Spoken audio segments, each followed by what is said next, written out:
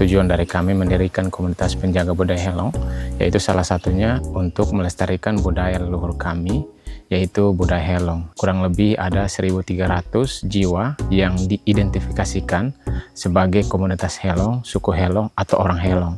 Kami membentuk komunitas ini dari tahun 2021, dia berjalan di tahun 2022. Awalnya itu 3 orang yang terlibat dalam komunitas ini. 1 tahun kemudian, kurang lebih ada 30-40 orang yang terlibat berkegiatan ataupun belajar di komunitas yang kami rintis bersama teman-teman. Nah, memang kecenderungan di Kelurahan Kolhua ini karena pengaruh modernitas, jadi seiring perkembangan tersebut, bahasa Helong ini juga sudah ditinggalkan oleh penuturnya. Salah satunya para kaum muda dan bahkan Gen Z saat ini. Nah, melalui komunitas ini, komunitas penjaga budaya Helong, kami mengupayakan untuk menghimpun teman-teman dari anak-anak muda, anak-anak Gen Z untuk terlibat aktif dalam melestarikan budaya Helong itu. Komunitas penjaga budaya Helong biasanya ada pertemuan seminggu sekali, bahkan sebulan 3 kali. Kami terus mengkomunikasikan bahasa Helong itu sehingga anak-anak juga bisa menangkap bahasa-bahasa muda ataupun bahasa-bahasa sehari-hari. Nah, kegiatan yang kami lakukan selain pertemuan rutin, kami melakukan festival budaya Helong. Nah, festival budaya Helong ini dilakukan secara rutin, di mana kami merepresentasikan beberapa peninggalan leluhur kami, misalnya Naslamat. Nah, kita tahu bahwa Naslamat itu di Timor Besar biasa dikenal Natoni.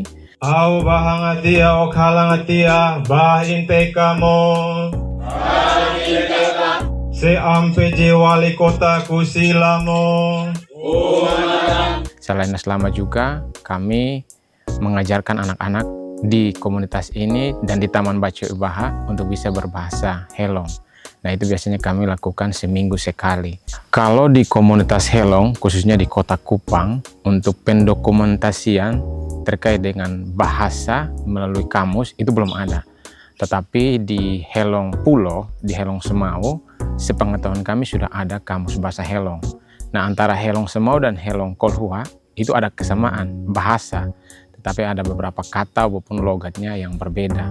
Nah, pendokumentasian itu kami sudah lakukan sejauh ini melalui beberapa kerjasama dengan beberapa universitas yang ada di Kota Kupang, dan sudah ada hasil penelitian mereka yang mereka kasih ke kami berupa skripsi, yaitu ada 2 buah skripsi yang sudah dikasih ke komunitas ini dan Taman Baca sebagai referensi untuk kami simpan, sebagai dokumentasi juga kami simpan, sehingga ke depan ketika orang menanyakan apa upaya ataupun kerja-kerja nyata yang sudah dilakukan oleh komunitas ini sudah ada.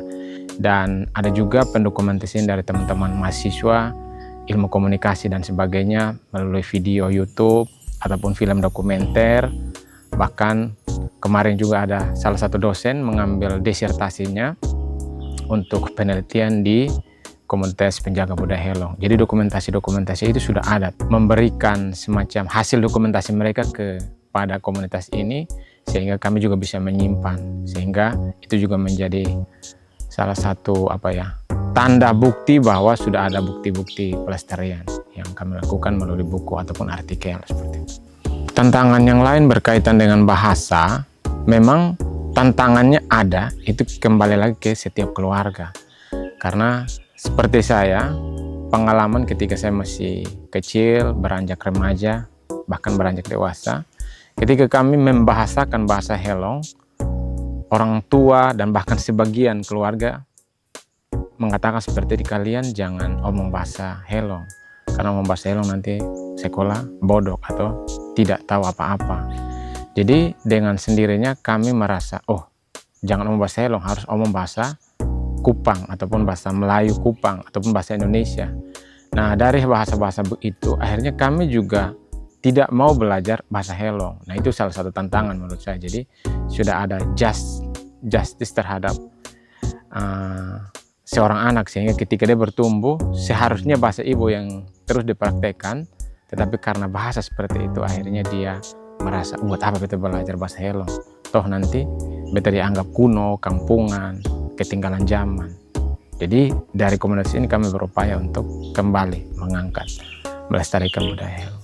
Memang sejauh ini ketika kantor bahasa melakukan kegiatan, baik itu workshop, seminar, ataupun kegiatan lain, biasanya mengundang kami untuk ikut berpartisipasi sebagai peserta dalam kegiatan tersebut. Dan harapan kami mentitipkan komunitas penjaga budaya Helong dan Taman Baca Wibaha ini kepada anak-anak yang ada di Kelurahan Kolhua, sehingga terus menjaga, melestarikan, dan terus memelihara apa yang menjadi warisan leluhur kita sebagai suku Helong, orang Helong yang ada di Kota Kupang. Karena kita ini penduduk pertama, penduduk asli Kota Kupang yang dalam perjalanan waktu tergerus oleh perubahan zaman, sehingga kita masih dan tersisa di Kelurahan Kolhua, Kota Kupang.